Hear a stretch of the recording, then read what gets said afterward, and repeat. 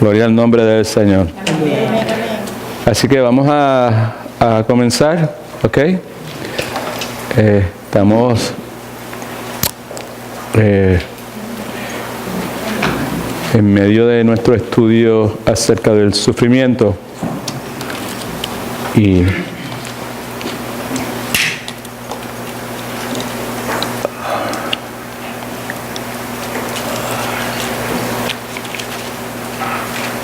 God is good?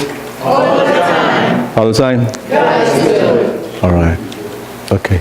Mana Isbeth, tú nos diriges en oración, por favor. Okay. Padre, en esta hora venimos ante tu presencia, Señor, a darte gracias, mi Dios, por esta oportunidad tan preciosa que tú nos das de estar reunidos aquí, Señor, una vez más. Señor, gracias por cada hermano, Señor. Siente, Dios mío, la coinonía que hay entre cada uno de nosotros, Señor, ese compartir y esa alegría de volvernos a ver. Amén, gloria a Dios. Gracias. Te damos gracias por esta familia, por esta iglesia, Señor. Gracias por dejarnos llegar, Señor, por guardarnos y cuidarnos durante el camino, Señor. Amén. Sabemos que hay hermanos que todavía vienen de camino, Señor, porque tienen hambre de ti, mi Dios amado. Te pedimos en el nombre de Jesús que tú los traigas con bien y dirijas sus pasos, ¿verdad? Y sus caminos, Señor. Gracias, Señor. Te pedimos en esta hora, Señor, que abra, Señor, nuestro corazón, Señor, que abra nuestro entendimiento, Padre Santo, para nosotros poder aplicar esta palabra que en esta hora, Señor, nuestro pastor se va a disponer a traernos a nosotros, Señor. Te damos gracias, Señor. Te damos gracias por lo misericordioso, Señor, que tú has sido todos estos días con nosotros. Gracias, Señor, porque sabemos que como dice tu palabra, siempre nos libras de todo mal, Padre Santo. Y aunque nosotros no lo veamos y cosas que no entendemos, Señor, sabemos que tú todo lo que traes a nuestras vidas lo traes para bien, Padre Santo. Te damos gracias y te pedimos que nos sigas fortaleciendo, en la palabra, Señor. Y que cada día, Señor, podamos, Señor, purificarnos más y santificarnos más para un día poder llegar a verte, Señor, y glorificarte y adorarte como tú te mereces. Te damos gracias, dirige a nuestro pastor, Señor, al pastor Marcelo. Amén. Sí, Señor. sí. Bendícelo, Señor, con toda sabiduría divina, Señor. Te damos gracias en el nombre de Jesús. Amén. Amén. Amén. Gloria a Dios. Okay. La pregunta de hoy era ¿por qué voy a Matete en vez de quedarme en casa? La respuesta es porque pueden ser varias respuestas. La que decidimos incluir en el texto fue porque cuando el inconverso contempla la iglesia y no ve pureza, no ve santidad y no ve virtud, en su mente, en la mente del inconverso, no hay razón por lo cual creer el evangelio. Si no hay pureza, si no hay santidad, si no hay virtud en la iglesia que representa a Jesucristo, en la mente del inconverso no hay ninguna razón, no hay ningún motivo para creer en el evangelio. La segunda razón es que cuando a la iglesia no le importa el pecado de la hipocresía, decir una cosa y vivir de una forma distinta, al perdido, al inconverso, al que no ha creído, le repugna algo, le repugna el reclamo de esa persona que dice que es creyente pero que es hipócrita, le repugna el reclamo de que esa persona ama a Dios y le repugna el reclamo de que esa persona le sirve a Dios. La hipocresía de la doble vida de muchos cristianos pues provoca repugnancia.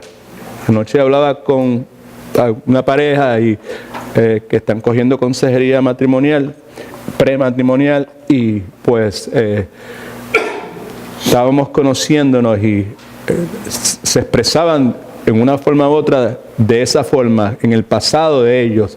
Ese elemento, esa hipocresía de parte de uno para con la otra o el otro, pues provocaba eso, ¿sabes? Repugnancia, ¿verdad? ¿Sabes? Porque la persona decía que creía, decía que le servía a Dios, pero era una doble vida. Y la reacción de la otra parte que no profesaba absolutamente nada era disgusting. Eso llegó a un punto en que ya hasta asco me daba. Right? Por eso, por esa razón, por esa posibilidad de que haya hipocresía en la vida de nosotros y por el hecho de que aún hay espacio, y si usted está de acuerdo conmigo cuando yo diga lo que voy a decir, puede decir amén, porque aún hay espacio en nuestra vida para que haya más pureza, porque hay todavía espacio para que haya más santidad y porque hay espacio en la vida nuestra para que haya virtud. Amén. Right? ¿Sabe? Todavía hay espacio de sobra. Right? Okay. Y muchas veces, pues, sin querer queriendo, pues, la inconsistencia nuestra, pues, el ejemplo que damos es un ejemplo de hipocresía. Y eso, pues, es algo que tenemos que estar conscientes. Y por eso algunos viajan de Titusville, otros viajan de Mineola, me acordé, right? Otros de Winter Garden, con el propósito de venir. Otros de por allá casi por Kissimmee, Maelo y Heidi viven casi por allá, para el lado de allá, ¿verdad? Es bastante tiempo y bastante tráfico, pero bien mortal en esta hora, porque queremos ser discipulados. Amén. All right? Okay. Así que yo soy parte del grupo que quiere ser discipulado.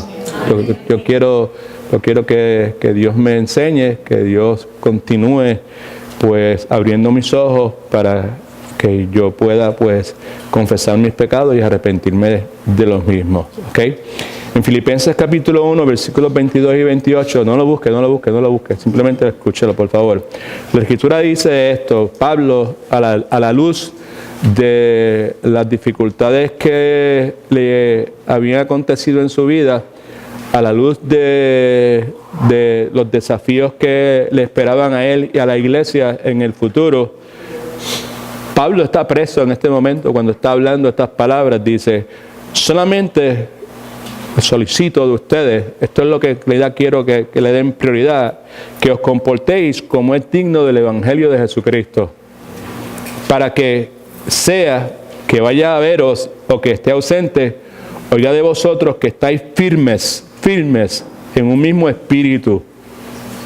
No es el Espíritu Santo, es con una misma mente, con una misma actitud en ese particular.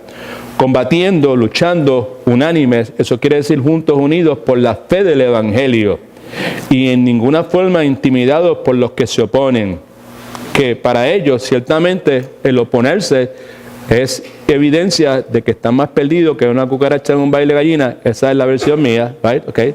Eso es ejemplo de su indicio de su perdición, mas para vosotros, nosotros la iglesia, el ser perseguido, el que encontremos oposición al querer vivir de una forma que agrade a Dios, eso indica también que entonces en el caso nuestro es indicación de salvación, de que somos salvos. ¿Ok?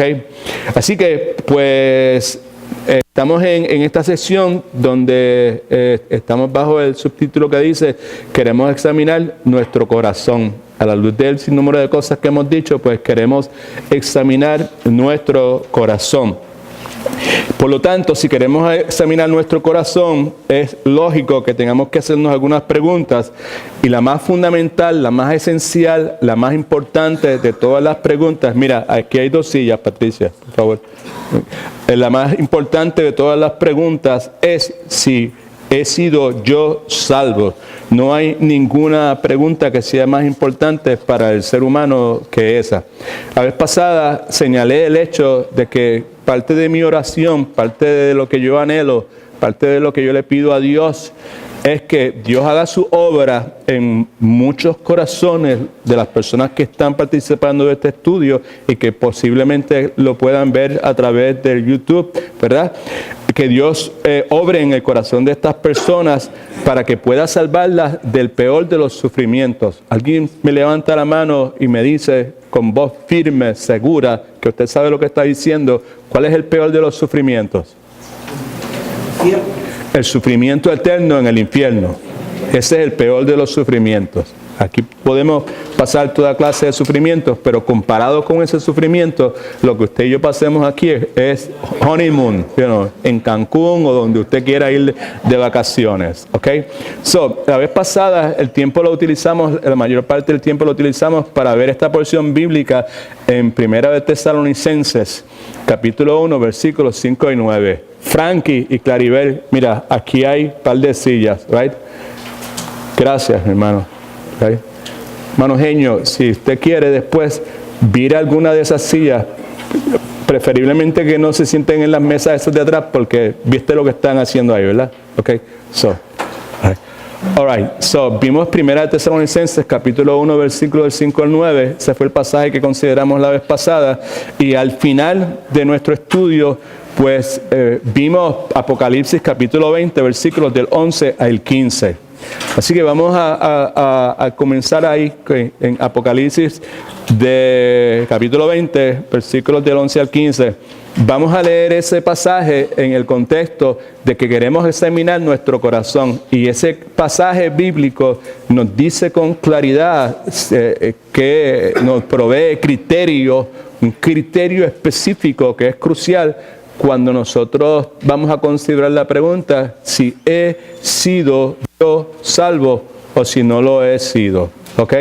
Así que vamos a ver.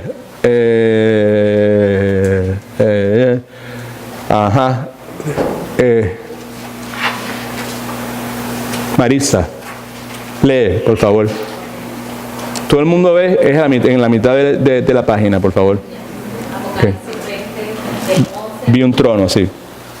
Vi un gran trono blanco que estaba sentado en él, de delante del cual huyeron la tierra y el cielo, y ningún lugar se halló ya para ellos. Y vi los muertos, grandes y pequeños, de pie delante de Dios. Los libros fueron abiertos, y otros libros fueron abiertos, el cual es el libro de la vida. Y fueron juzgados los muertos por las cosas que estaban escritas en los libros, según sus obras. El mar entregó los muertos que había en él, y la muerte y el Hades entregaron los muertos que había en ellos, y fueron juzgados cada uno según sus obras. La muerte y el Hades fueron lanzados al lago de fuego. Esta es la muerte segunda. El que no se halló inscrito en el libro de la vida fue lanzado al lago de fuego. Bien, la pregunta nuevamente es si he sido yo salvo. Queremos examinar nuestro corazón. Aquí en el libro de Apocalipsis, el apóstol Juan, inspirado por el Espíritu Santo, luego de haber sido exiliado a la isla de Patmos, tiene esta visión celestial y el ángel de Dios le exhorta a que escribiese, y esto es parte de lo que escribe. Nos habla acerca de un gran trono blanco, y los que han tenido la oportunidad de leer un poco acerca de la Escritura saben que ese trono blanco sugiere un juicio que se ubica en el más alto de los lugares, gran trono blanco, juicio divino, puro, santo. Y Juan también nos dice que no solamente vio ese gran trono blanco donde se va a ejecutar ese juicio, sino que también vio al que está sentado en él, y sabemos que el que se sienta en es Dios, se sienta como juez, pero en la persona de el Señor Jesucristo. Vi un gran trono blanco y el que estaba sentado en él, de delante del cual huyeron el cielo y la tierra, y ningún lugar se halló para ellos. Así que Juan vio cómo el universo viejo y contaminado dejaba de existir. En 2 de Pedro, escriba por ahí en algún lugar, capítulo 3, versículos 10-13, nos habla sobre el particular. Así que lo que Juan nos dice es que el universo deja de existir mediante un acto divino que es opuesto a la creación original. Cristo habló sobre el particular, apunte esto también, escríbalo, Mateo 24:35. Jesucristo dijo, el cielo y la tierra pasarán, mas mi palabra no pasarán.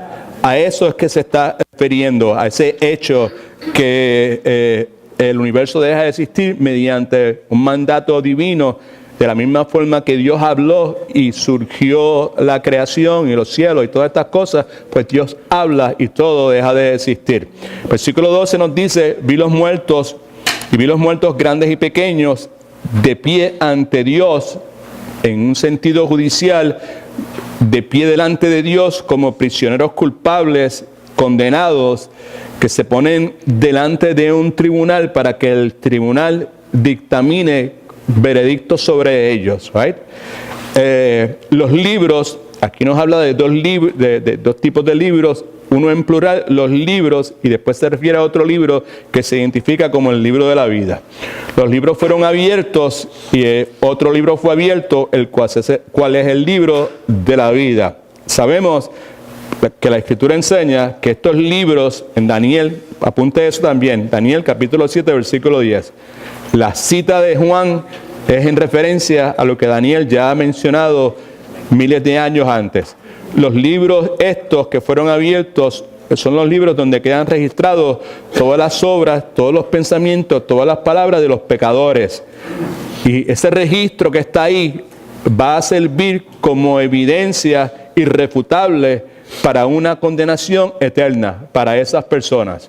Lo que está contenido en esos libros no va a ser utilizado para considerar si son culpables o no, simplemente va a verificar el hecho de que son culpables.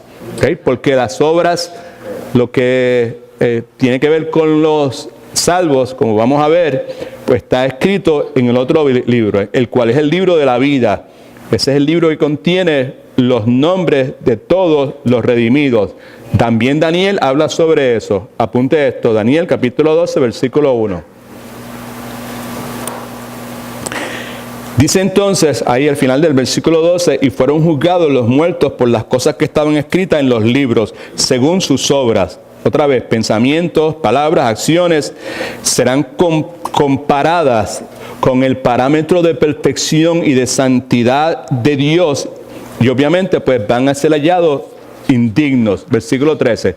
El mal entregó los muertos que había en él, y la muerte y el Hades entregaron los muertos que había en ellos, y fueron juzgados cada uno según sus obras. Todos los muertos injustos se presentaron en el juicio ante el gran trono blanco, y ninguno de ellos va a escapar. Es lo que nos sugiere la porción bíblica. Y de todos los lugares en que estas personas, estos cuerpos fueron depositados, esos muertos injustos de personas inconversas saldrán con cuerpos nuevos, preparados, no para pasar la eternidad con Dios, sino para pasar la eternidad en el tormento eterno, en un lugar que se llama infierno. La pregunta entonces, otra vez, la pregunta que, ¿sabe? Tenemos que autoexaminarnos. La pregunta inmediata es, ¿he sido salvo yo o he sido yo salvo? Versículo 14, la muerte y el Hades fueron lanzados al lago de fuego. Esa es la segunda muerte. La primera muerte es solo física, pero la segunda es espiritual y eterna. En el lago de fuego, que es el infierno final y eterno. Versículo 15 nos dice, y el que no sea yo escrito en el libro de la vida. Todo esto que estamos aquí, lo estamos leyendo, lo estamos considerando de una forma muy somera, sin profundizar mucho en cada uno de estos versículos, porque al momento de considerar si salvo yo, si yo he sido salvo, pues lo que necesita estar en nuestra mente como absoluta convicción es el hecho de que si mi nombre está escrito en el libro de la vida, si tengo esa certeza, si tengo esa seguridad, Primera de Juan capítulo 5 nos da esa certeza. Pues estas cosas escritas a vosotros que creéis en el nombre de Dios, para que sepáis que tenéis vida eterna. Right?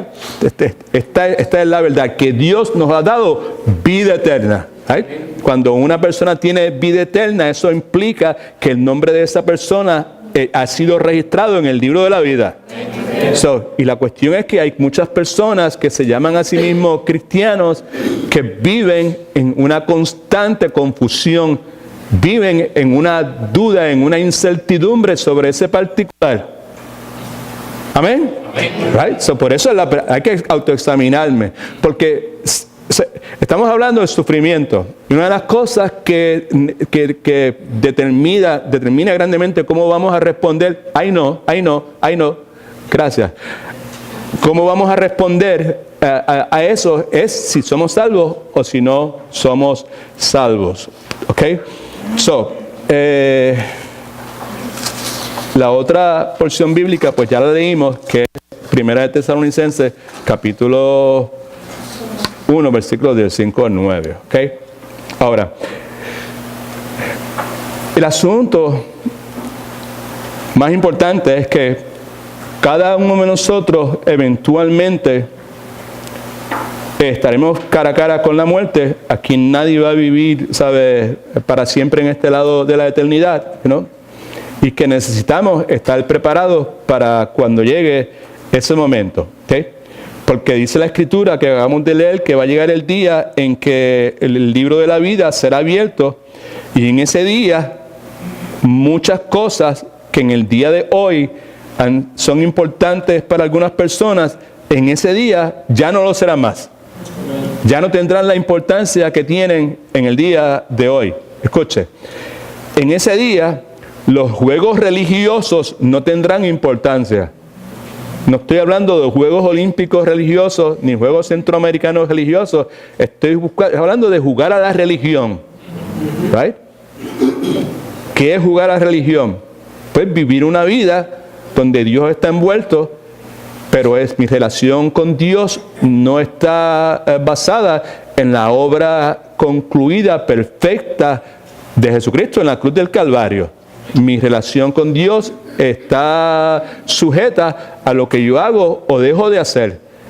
Y mi relación con Dios es buena si las cosas que yo hago pues son cosas que le agradan a Dios. Y mi relación con Dios no es buena si las cosas que yo hago son cosas que le desagradan a Dios.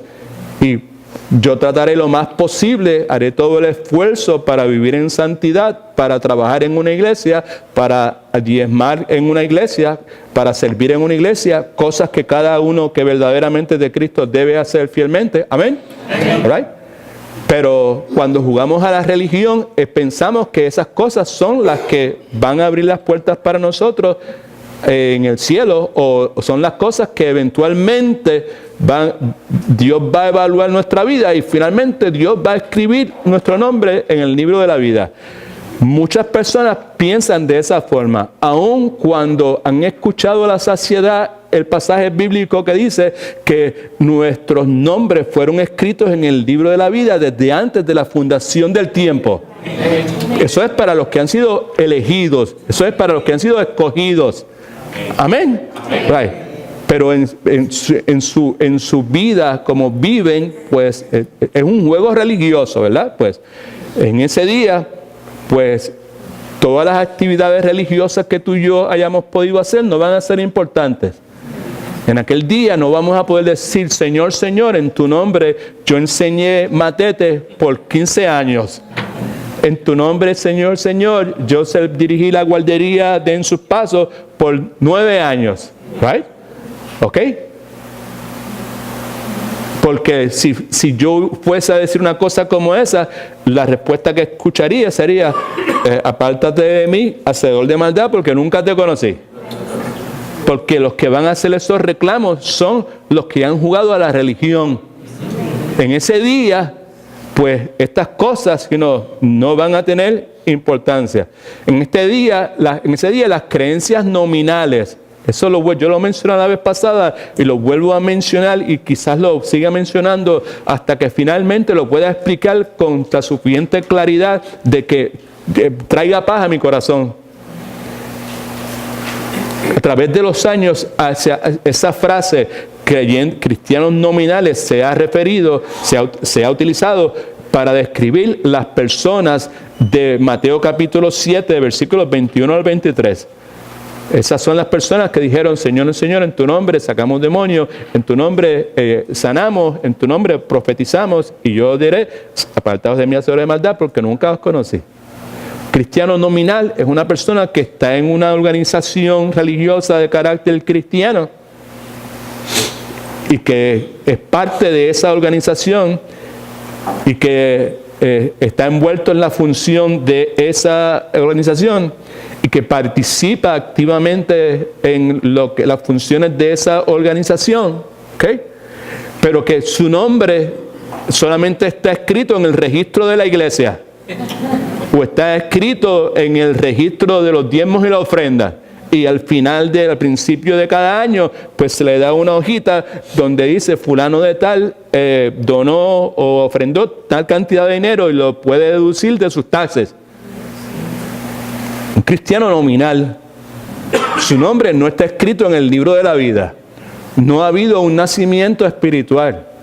No hay en esa persona una determinación genuina y verdadera y consistente para servir a Dios de todo corazón.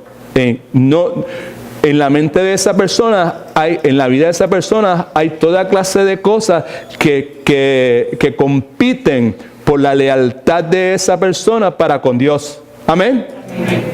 Sean cosas materiales, sean placeres, sean familiares, sean, negocios, whatever it is, right? Oposiciones dentro de la iglesia también podría ser, ¿ok? Así que en ese día, aquellos que jugaron a la religión y se conformaron y se ajustaron, Romanos capítulo 12 dice, y no os conforméis a este mundo, ¿verdad? Pues, ¿sabes? Se conformaron a esa vida religiosa nominal, ¿ok? Muchas de esas personas que se conformaron con la creencia nominal serán lanzados al sufrimiento eterno, y como Mateo capítulo 7, 21 al 23 nos recuerda, muchas de esas personas en ese momento van a reclamar de que ellos eran salvos, cuando en realidad no lo eran. Amén. Así que la pregunta que tenemos delante de nosotros, ¿he sido yo salvo? Es importante, no es ni siquiera si he sido yo bautizado, o si he hablado en lenguas, o si he tenido sueños y visiones, o si he sido pastor, o si he sido la esposa del pastor.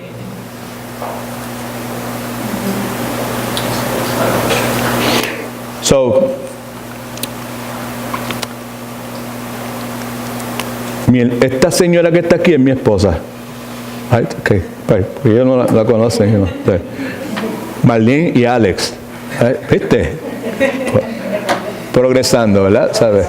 Okay.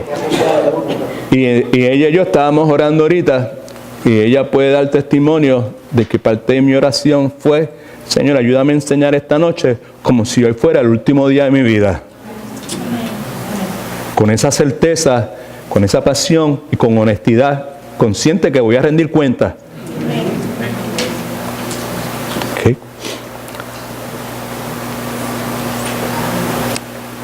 Yo no ceso de orar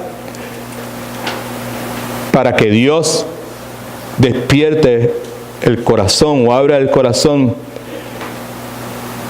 de algunas personas antes de que esas personas sean entregadas al sufrimiento eterno.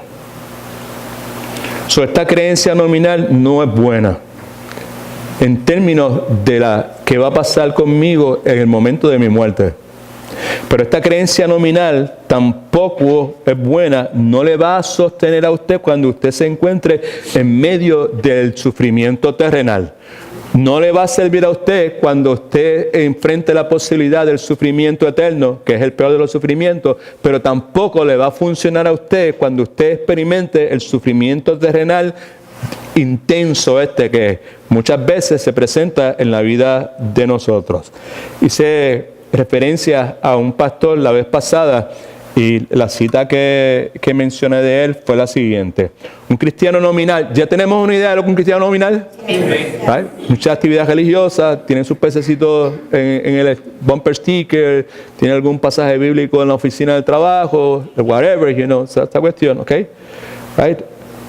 Pero no hay una experiencia genuina de salvación. No ha habido conversión. Okay. Esto es lo que dice que este pastor, se llama Randy Acorn, dice: un cristiano nominal descubre a menudo en el sufrimiento que su fe ha estado en la iglesia, que su fe ha estado en la denominación, que su fe ha estado en la tradición familiar, porque mi papá era pastor y mi abuelo era pastor y mi bisabuelo también era pastor. Que su fe ha estado también en muchos casos en sus experiencias místicas. Yo una vez iba con mi esposa, iba en la parte de atrás del carro, y Marcel tenía como 3 años y China tenía como 7 meses, y el que iba guiando estaba borracho y estaba peleando con la esposa porque tenía que ir a ver una amante que tenía. No, tú no estoy inventando, ¿cierto? Ay, ok. Y pues veníamos bajando por unas cuestas de hormigueros en Puerto Rico, y esas carreteras que es un solo carril, y se estaba lloviendo, y el tipo estaba como loco, lleno de rabia, porque no había podido hacer lo que quería hacer, la morbosidad que quería hacer, y estaba ahí, ¿sabes? Y ella está peleando con él, y de momento yo sentí una voz, algo que me dijo: coge la nena, ponla en la falda de Rosa, pon a Marcel en tu falda y abrázalo a los 4. Y al minuto, prácate. Era un Fiat es un carro bien pequeñito contra un Buick de 1957, Ernesto. ¿Sabes qué? Le dimos a un carro de hierro. ¿Cómo? Y el barranco que había por ahí para abajo, ¿verdad? Él salió con la cabeza, se desbarató la frente, la señora se dio unos cuantos golpes, la hijita de ellos se lastimó también. Rosa le cayó el asiento en la pierna y se lastimó un poco, pero fuera de ahí nada pasó. All right, pero espérese, tranquilo, ¿sabes? El asunto es que yo he escuchado a personas decir historias como esas como respuesta a la pregunta si son salvos o no. Hello. Son experiencias místicas, son experiencias esotéricas, ¿no? ¿Sabes? Pues el cristiano nominal, cuando tiene que darle cara a cara al sufrimiento, ¿right? ¿Sabes? Pues muchas veces se da cuenta de que su fe ha estado quizás en experiencias como esas, o en la tradición familiar, o en su denominación, o en la iglesia, pero no en el Señor Jesucristo. All right? Y mientras se enfrentan al mal y al sufrimiento, puede perder su fe. Y lo que este pastor concluye diciendo es an awesome punchline, como diríamos en inglés. Él dice: mientras se enfrentan al mal y al sufrimiento, puede perder la fe. Ese cristiano que por medio del sufrimiento se ha dado cuenta de que su fe no ha estado en Cristo, ha estado en la iglesia, en una denominación, en una tradición familiar, en una experiencia mística esotérica, cuando se enfrenta con el sufrimiento, ¿verdad? Pues muy probable que pueda perder la fe. Pero él concluye diciendo: pero cualquier fe que se haya perdido durante el sufrimiento no era una fe que valía la pena conservar. Now eso yo sé que lo leímos la vez pasada, pero volvemos a leerlo otra vez porque es profound y tiene un significado, ¿sabes? Tiene valor, ¿sabes? Que consideremos eso precisamente, ¿sabes? Ese tipo de fe no vale la pena que se pierda. Eso no te va a llevar a ningún lado. ¿Amén? Amén. Y es la pregunta nuevamente: ¿he sido yo salvo? Ok.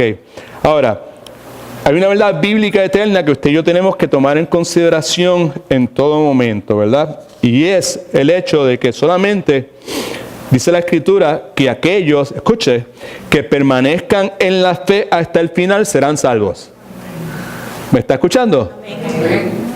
Solamente aquellos que permanezcan en la fe hasta el final serán salvos. ¿Quién fue que leyó ahorita?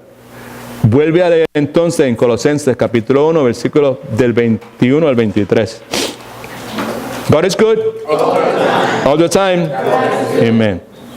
También a vosotros que erais en otros tiempos extraños y enemigos por vuestros pensamientos y por vuestras malas obras, ahora os ha reconciliado en su cuerpo de carne por medio de la muerte, para presentarnos santos y sin mancha e irreprochables delante de él. Pero es necesario que permanezcáis fundados y firmes en la fe, Subraya eso. sin movernos de la esperanza del Evangelio que habéis oído, Siga subrayando. en toda la creación que está debajo del cielo y del cual yo, Pablo, fui hecho ministro. All right. So, está escribiendo a los colosenses. Esa carta fue escrita a personas creyentes. All right? No está escribiendo a inconversos, le está escribiendo a creyentes, a personas que han sido salvos por sus obras. Ahí es salvo por las obras. All right? Okay.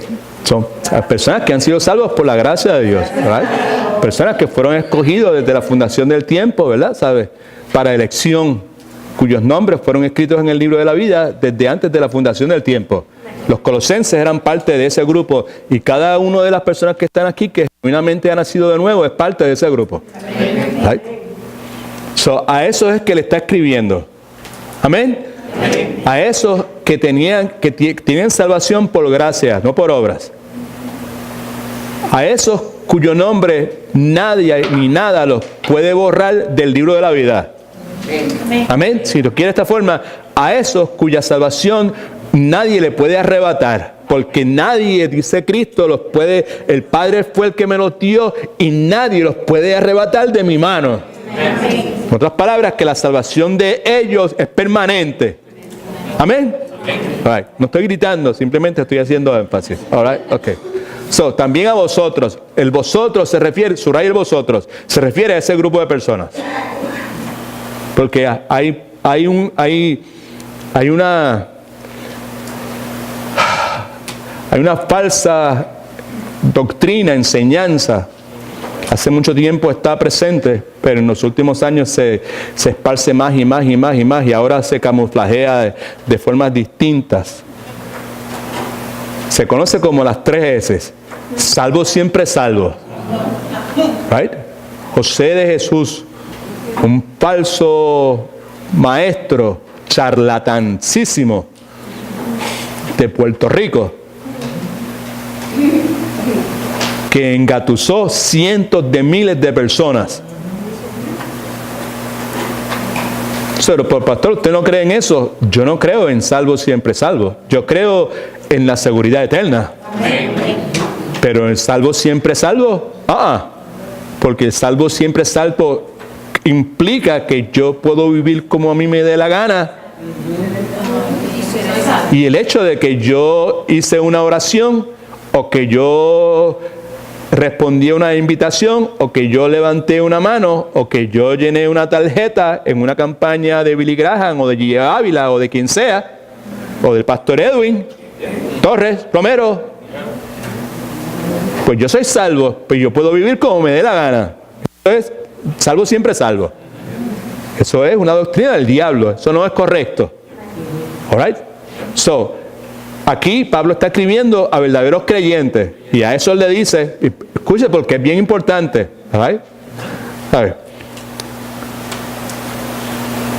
También a vosotros, ¿por qué estamos leyendo esto? Porque dijimos hace un momento de que solamente aquellos que permanezcan en la fe hasta el final serán salvos. Amén. No es que sea, él estaba él sirvió al Señor, pero él se apartó, y se apartó y vivió como un hijo del diablo toda su vida.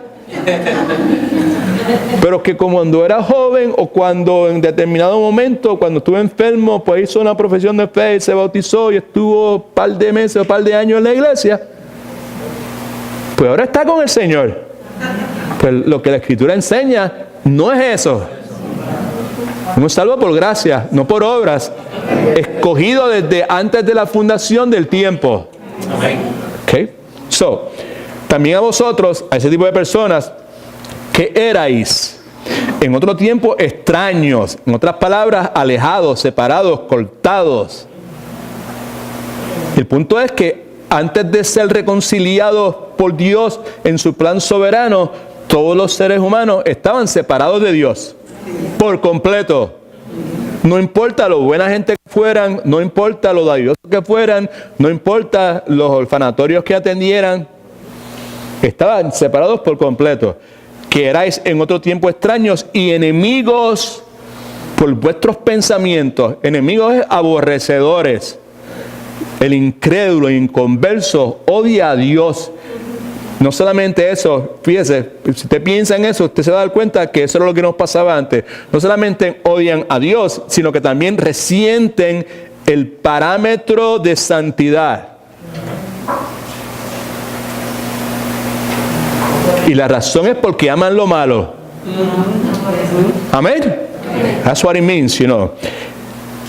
Ustedes que en otro tiempo eran extraños y enemigos por vuestros pensamientos, y el punto, o quizás lo que vale la pena señalar de esto, es algo que todos los que son parte de esta iglesia por algún tiempo ya saben, es que en la mente, la Escritura dice, sobre toda cosa que guardes, guarda tu mente, tu corazón, mente en hebreo, ¿verdad? ¿Sabes? Porque de ahí emana tu vida, ¿sabes? En la mente se diseña la vida del ser humano, ¿right? Eras extraños y enemigos por vuestros pensamientos y por vuestras malas obras. Pues, otra vez, las dos cosas van cogidas, son inseparables. Las malas obras son el producto de lo que hay en la mente. Amén. Y la mente lo que hace es producir pues esas malas obras. ¿Ok? Ahora, los que antes estabais extraños y enemigos, ahora os ha reconciliado. Que estaban separados, los que estaban alejados, cortados, los que eran extraños. Dios os ha cambiado, es lo que Pablo está diciendo. Esto es, Dios provocó, Dios fue.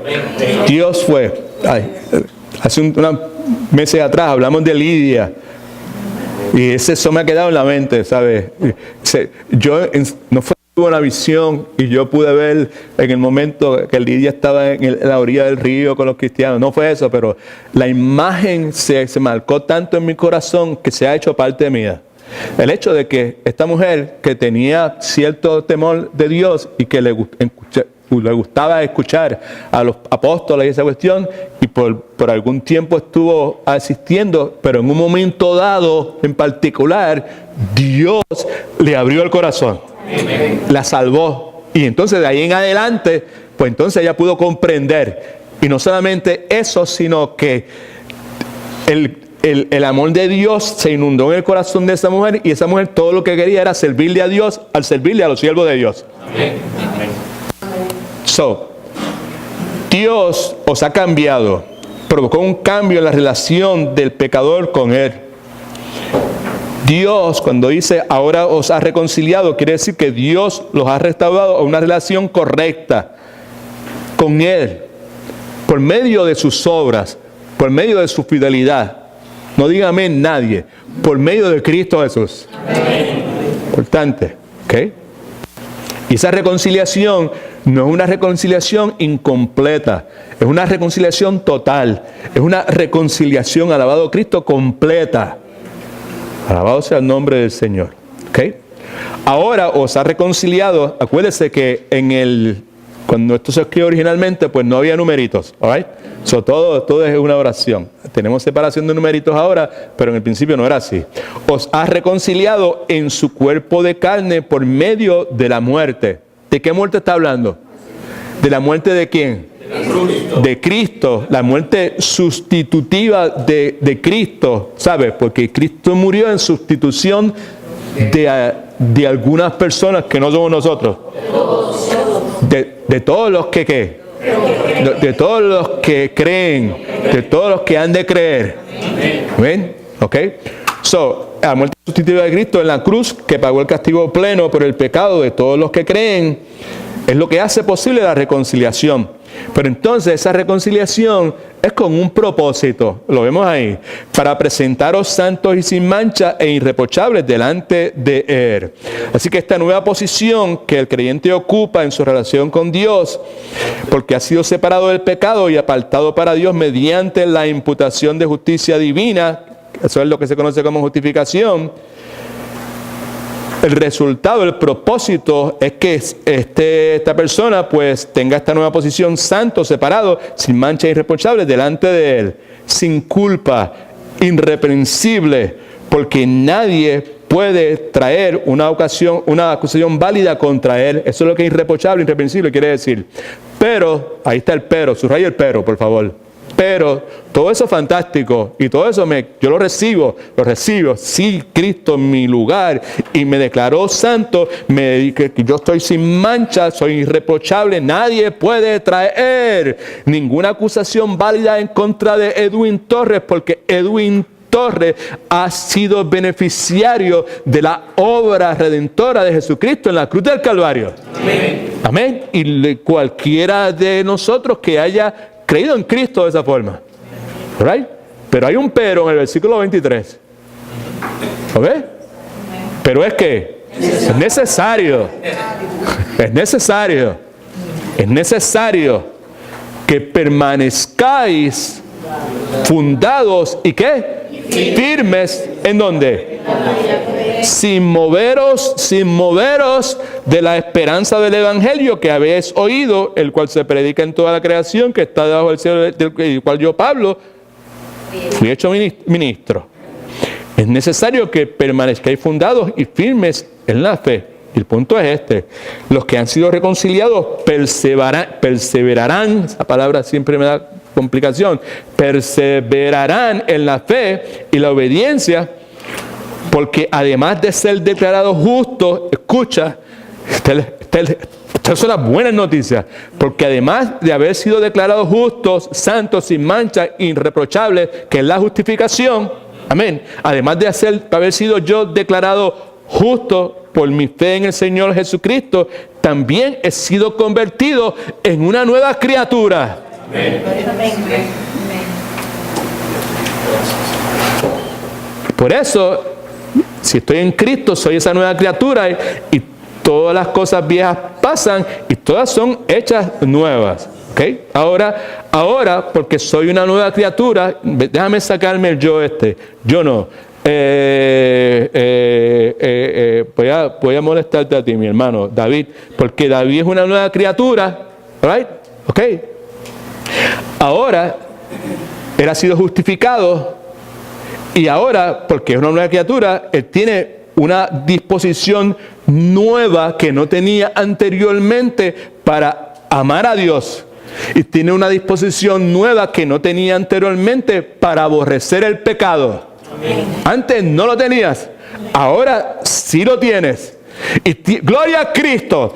Y tenía una disposición. Estamos hablando de que es necesario que permanezcáis ahí, perseverar, fundados y firmes en la fe.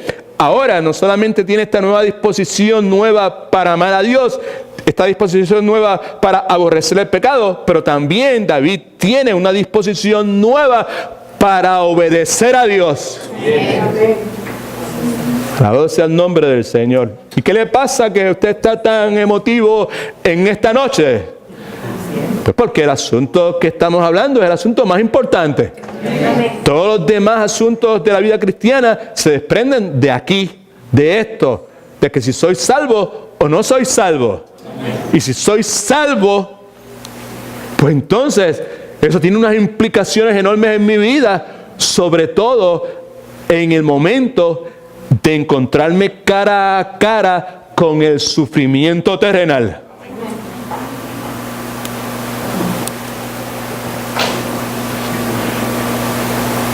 Al hermano David, Dios lo capacitó para vivir la vida cristiana. La Escritura dice, Pablo decía, persuadido de esto, de que el que comenzó la buena obra, perfeccionar hasta el día de la presencia que tengamos con el Señor Jesucristo. Toda la perfección que haya que hacer en ese interín, yo soy responsable de lograrla. No, Dios es el que la va a hacer. Amén. Y dice la Escritura también que Dios, mejor dicho, que nos ocupemos de nuestra salvación con temor y temblor, right? Es que nos aseguremos que perseveramos, que nos mantenemos firmes para que esa salvación que Dios nos ha dado gratuitamente produzca todo lo que la salvación debe producir. Y lo que debe producir en la vida de mi hermano Randy, pues posiblemente puede que sea un tanto distinto en lo específico a lo que debe producir mi vida, pero hay unos elementos que son comunes en todos nosotros: santificación, pureza, virtud, las cosas que dijimos al principio, ¿verdad? ¿Sabes? Que caracterizan a muchas personas, que provocan que a algunas personas les repugne estar en la presencia de estas personas y cristianos hipócritas que hablan de que creen en Dios y de que le sirven a Dios, pero su vida es una pura inconsistencia. Es necesario, y el punto nuevamente, solo aquellos que permanecen en la fe hasta el final serán salvos. Es necesario que permanezcáis fundados y firmes en la fe. Estamos hablando de esto porque estamos hablando, la pregunta es si he sido yo salvo. Y el que ha sido salvo persevera. El que ha sido salvo se mantiene firme ahí, bien fundado y firme en la fe, sin moverse del evangelio que una vez escuchó y el cual, como Pablo dice, se predica a la creación debajo del cielo, del cual él fue hecho ministro. Pablo no tiene barreras raciales.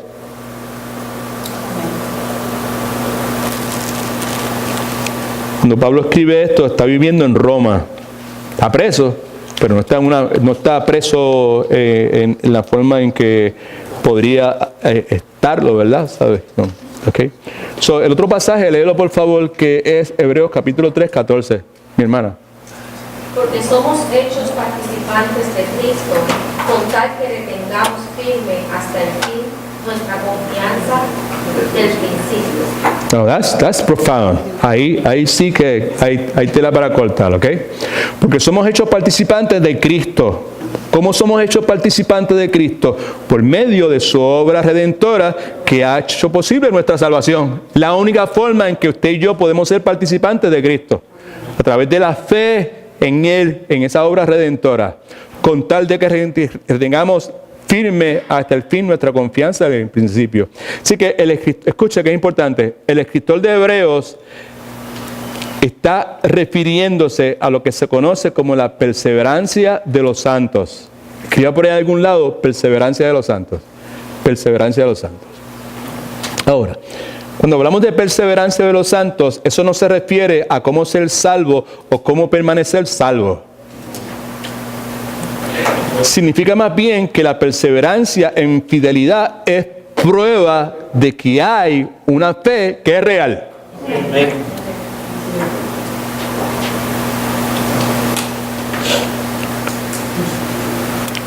No soy salvo porque persevero. Persevero porque soy salvo. Quien permanece en Cristo da evidencia de que su pertenencia es genuina como miembro de la familia de Dios. Y sabemos que Dios cumple su promesa de guardar a los creyentes y ayudarlos a retener su fe. Alabado sea el nombre del Señor Jesucristo. ¿Ok? Por lo tanto, cada uno de nosotros debemos examinar nuestros corazones y debemos hacer esa pregunta: ¿soy salvo? ¿Ok? Luego de eso, pues tomamos un paso un poquito más profundo al preguntarnos la segunda pregunta, que es esta.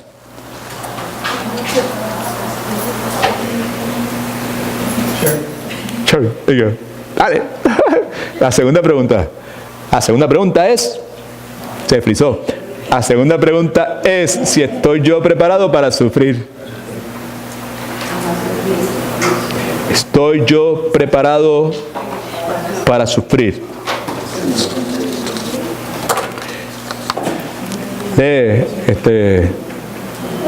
Clary, ¿quiere leer? ¿Sí? Ok. Lee ahí Filipenses, capítulo 4, versículos 10 y 13. En gran manera me concede el Señor de que ya al fin habéis revivido vuestro interés por mí.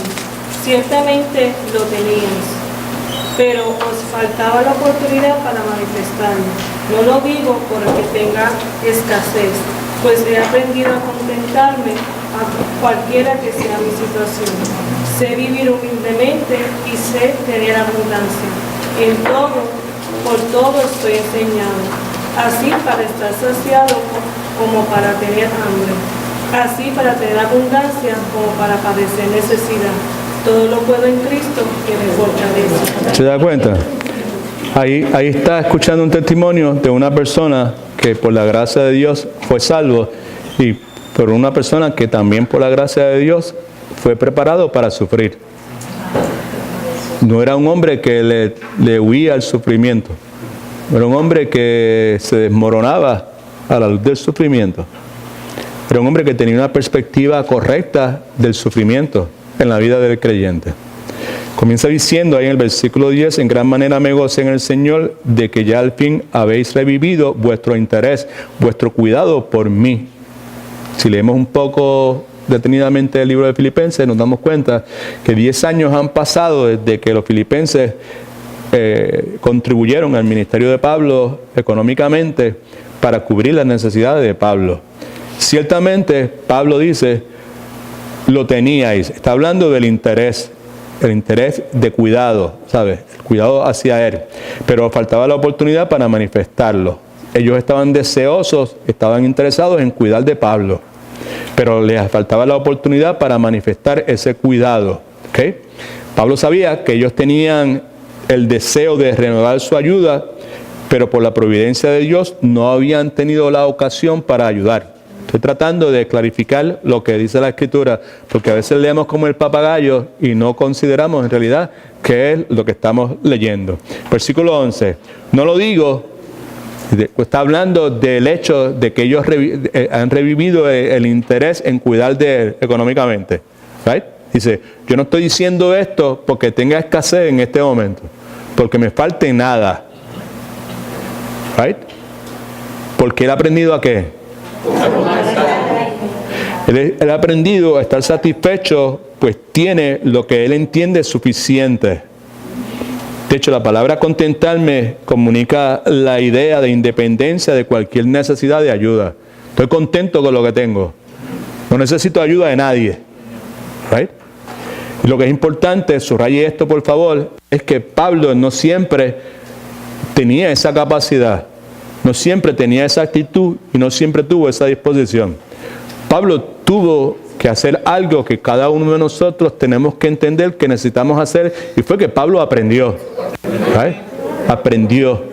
Right? Él aprendió. Pues he aprendido. ¿Okay? Now, ¿por qué eso es importante? Mire para acá, por favor. ¿Por qué eso es importante? ¿Por qué el aprender a contentarme es importante? Pues porque a ninguno de nosotros, nadie tuvo que enseñarnos nuevamente a estar insatisfechos. ¿Me entendió? O sea, el ser humano, para el ser humano el estar insatisfecho es algo que lo describe. ¿Sabe? El ser humano en su naturaleza sin Cristo es un ser insatisfecho. ¿Right? Y una vez, ¿me entendiste, Marlene? Eso es parte de la naturaleza de nosotros. Nacimos con esa predisposición a estar insatisfechos y quiero más, y esto no es suficiente, y no me gustó, dame algo más nuevo, y dame aquello otro, y más y más y más. Right? So, nosotros pues en Cristo Jesús tenemos la capacidad para aprender a estar contentos, a estar nuevamente satisfechos. Llegar a un punto en que entender, gloria al Señor, alabado sea el nombre de Cristo. Digamos, llegar a un punto, otra vez, la cuestión de la perseverancia, que está en Cristo, nueva criatura, ¿sabes? Que no nos conforméis a este mundo, ¿sabes? no te pongas, no quieras volver a vivir el tipo de vida de la cual Cristo te salvó, ¿entiendes? Right? So, aprender a contentarme, aprender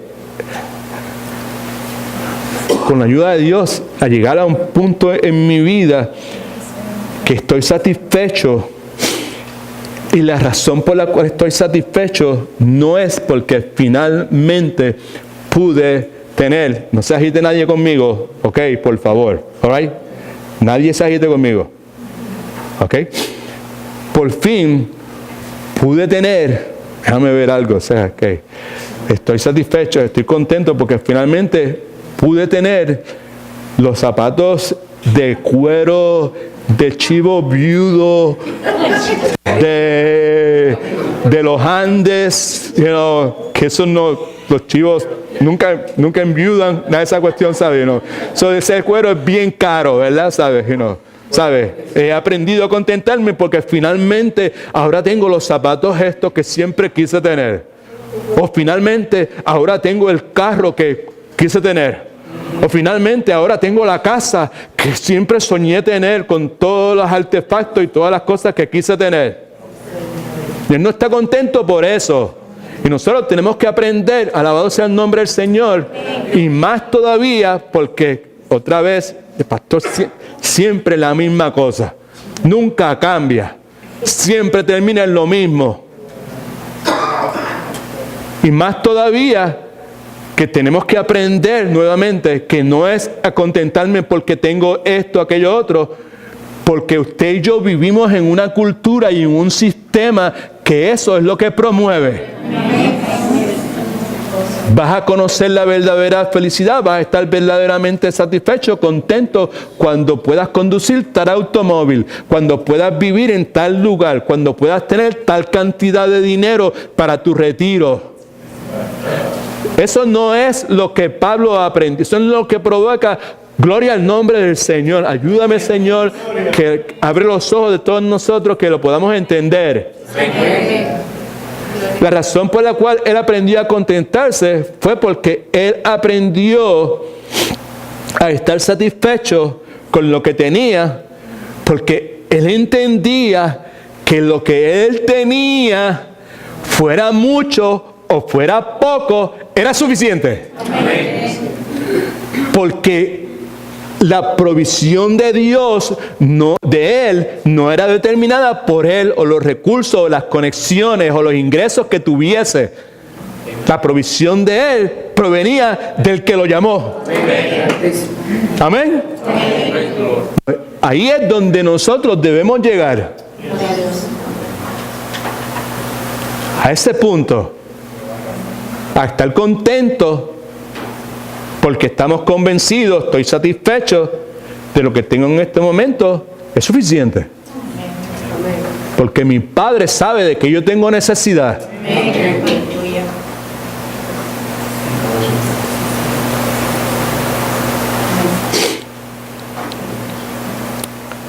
He aprendido a contentarme en cualquiera que sea mi situación.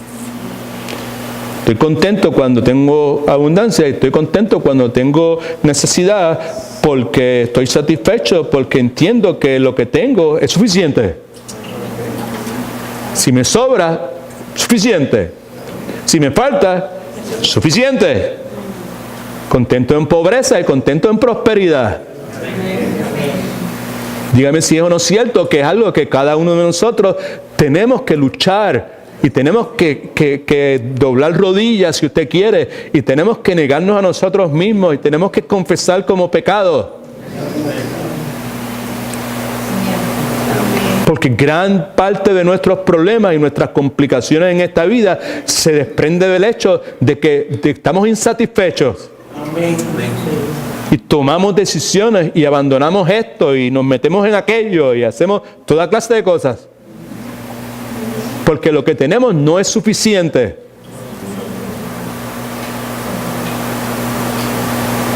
Usted habla de esa forma, Pastor Edwin, porque usted es un hombre que no tiene visión y usted es un hombre que no tiene sueños.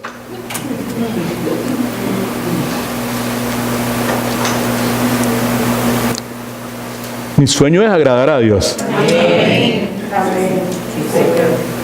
Mi sueño es llegar a un punto que estar satisfecho con Dios y sus promesas.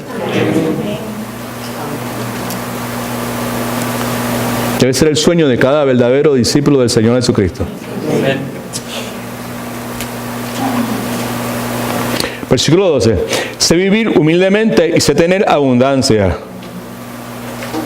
Pablo sabía cómo defenderse con recursos precarios, alimento, vestido, necesidades del diario vivir. Y Pablo también sabía cómo defenderse en prosperidad o en abundancia. Ojalá, no sé si lo pudo capturar, ¿verdad? ¿Sabe? Pero aquí hay algo importante, ¿sabe? Él sabe vivir humildemente y sabe tener abundancia. Aprendió a defenderse con recursos limitados y a defenderse en prosperidad y abundancia. O sea, muchas personas no están conscientes del daño, el daño, la maldad que puede, no que está, sino que puede estar encerrada en la prosperidad y en la abundancia. Right? En todo y por todo, eso quiere decir en todas circunstancias y por todas circunstancias estoy enseñado. En otras palabras, he aprendido por medio de la experiencia propia y como resultado de la madurez espiritual. Estoy enseñado, experiencia propia, madurez espiritual. Así, para estar saciado como para tener hambre. Pablo sabía cómo estar contento en abundancia y cómo estar contento en la escasez de alimentos. Está hablando de hambre ahí, tener hambre. Eso está hablando de abundancia de alimentos y escasez de alimentos. Así para tener abundancia como para padecer necesidad. Cada uno de estos términos se refiere a necesidades materiales en este mundo. No está hablando de necesidades espirituales. ¿Okay? Por eso entonces el versículo 13, que es el que la mayor parte de la gente siempre menciona, dice, yo todo lo puedo en Cristo que me fortalece, soy fuerte, tengo fortaleza. ¿Okay? Pablo tenía fortaleza para soportarlo todo. ¿Y todo es qué? Todo. O sea, tenía fortaleza para soportar las necesidades. Y tenía fortaleza para soportar la prosperidad. Right? Porque la mayor parte de nosotros hemos sido indoctrinados a pensar que tenemos que aprender a soportar las necesidades. Pero no es la única cosa. Hay que aprender a soportar nuevamente la abundancia en este mundo tan materialista como el que tú y yo vivimos. Amén. Solo lo puedo en Cristo que me fortalece. Poder que viene de adentro. Ahora, déjeme decir esto. Usted y yo sabemos que en tiempos de sufrimiento es que muchas veces las peores teologías salen de la boca de las personas. El punto que quiero decir es que las personas dicen algunas cosas que son altamente falsas cuando se encuentran en medio de una prueba. ¿Por qué dicen cosas que son completamente antibíblicas? Simplemente porque anhelan algo que los consuele, algo que le dé explicación. Muchos cristianos llegan a conclusiones antibíblicas y terminan tratando de pararse firmes en arena movediza.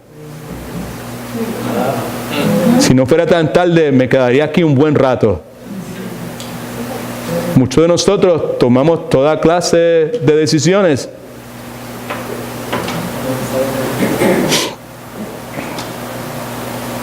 que son contrarias a lo que dice la palabra de Dios.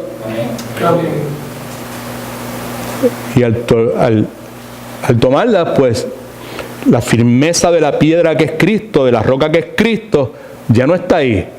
Ahora queremos estar firmes, pero no podemos estar firmes en arena movediza.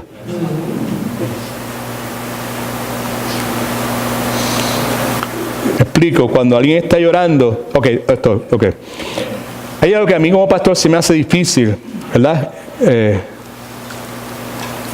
Y es cuando una persona está en medio del sufrimiento, no es el mejor momento para corregir la teología de una persona. Cuando el hijo se le ha muerto, cuando el esposo lo ha dejado, o cuando todo el mundo los ha abandonado, that is not the right moment. Cuando alguien está llorando la pérdida de un ser querido, y dice un disparate que es antibíblico, ese no es el mejor momento para sacar un sermón sobre el sufrimiento. Amén. Amén. Con eso en mente, o por esa razón, por ese motivo, parte de mi propósito es prepararle para el día en que tenga que sufrir. En otras palabras, deseamos dar una verdad bíblica sólida en la cual usted pueda mantenerse. Y usted no se deje atraer por la arena movediza cuando llegue la tragedia.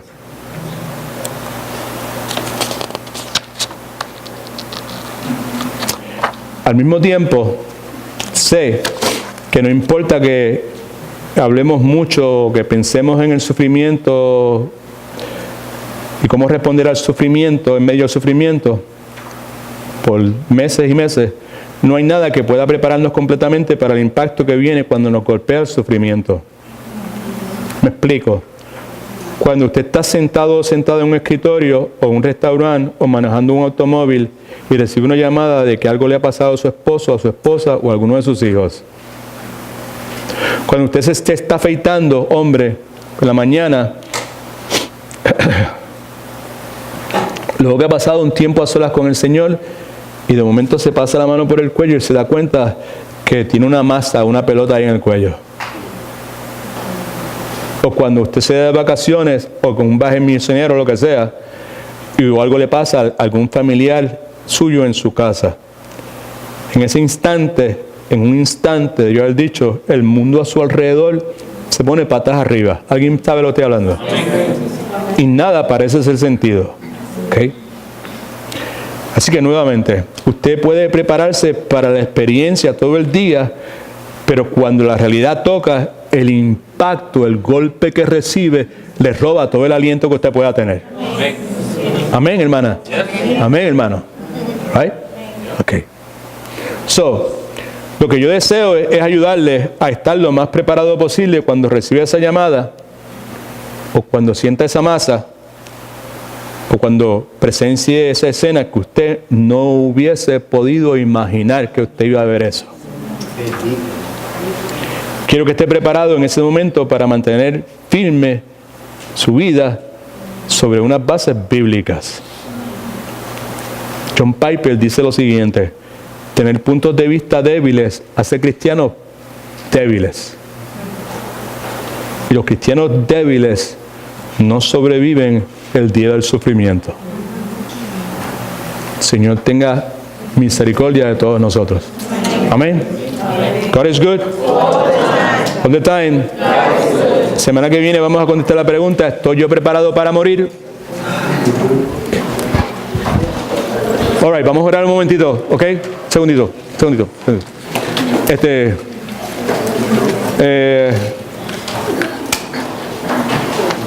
Si alguien va a ofrendar, sabe lo que tiene que hacer. Hermano Milton no está aquí. Juan. Oh, no, Juan no. Déjame ver quién. Hermana Ángela, me ayuda con la cuestión de la ofrenda, ¿ok? Vamos a orar. God is good? All the time. Padre, en el nombre de Jesús te damos muchas gracias porque nos has permitido llegar aquí, hasta este punto de nuestras vidas, Señor. Las 8:40 de la noche de este 13 de febrero del año 2019. Tú nos creaste en el vientre de nuestras madres, Señor, y en tu libro, Señor, estaban escritas todas las cosas que iban a acontecer en nuestra vida. No hay absolutamente nada que a ti te sorprenda. Y nosotros vivimos confiados porque tú eres bueno. Siempre eres fiel. Y tú no abandonas a aquellos que tú has salvado. Bendito tu nombre. Tú eres el buen pastor que da su vida por sus ovejas. Así que echamos sobre ti toda nuestra ansiedad, Señor, agradecidos por la multitud de bendiciones, Señor, y te imploramos, Señor, que nos ayudes a aprender a contentarnos, Señor, a estar satisfechos con lo que tenemos y verlo como suficiente, porque si eso es lo que tenemos, es lo que en ese momento tú tienes para nosotros. Así que gracias, Padre, nuevamente, los que vayan a ofrendar, Señor, que lo hagan con corazón alegre, Padre Santo, Tú, Señor, te gozas con el dador alegre, Padre Santo, y pues te conocemos que todo lo que tenemos proviene de ti, Señor. Conduce a estas personas que vienen de Titusville, que vienen de tan lejos, Señor, y te ruego que seas tú el que conduzcas su automóvil, Padre Santo, y que les permitas regresar sanos y salvos a sus hogares, que les des descanso y que los prepares para el día de mañana, Señor. Gracias nuevamente por darnos el privilegio de poder conocerte y poder contar contigo, Señor. Gracias a Cristo. En su nombre oramos para su gloria. Amén. Ahora, que el Señor los bendiga.